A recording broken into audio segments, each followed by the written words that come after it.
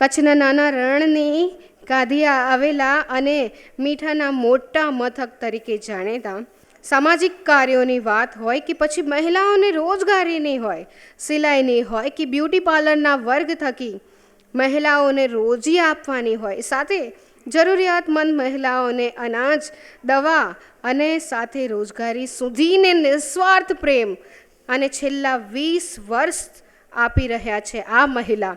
આવો સન્માન કરીએ સેવાની સાથે કુશળ ફોટોગ્રાફર, સરળ અને સાદું જીવન એટલે કે સુરેન્દ્રનગરના પદ્માબેન પટેલ.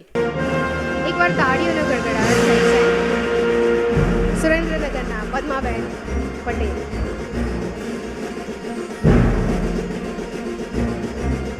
મને રેન મહિલા પેલી વિધવા બહેનોનું કામ કરું છું, પછી વિધવા બહેનોની છોકરીઓ, એની પુત્રવધુ બધીને સીવણ ક્લાસ શીખવાડ્યું, પાર્લર શીખવાડ્યું.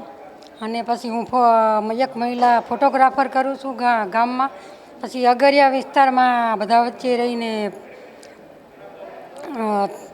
બધી બહેનોને નિરાધાર વૃદ્ધોને બધાને કીટ વિતરણ કરું છું.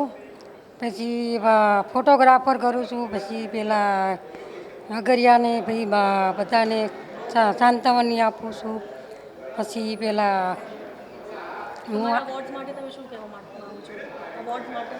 મંતવ્ય નીજને હું આટલા મારા રણ વિસ્તારમાં મારા સામું આટલું ધ્યાન દોર્યું તે બદલ મંતવ્ય નીજને પ્રણામ.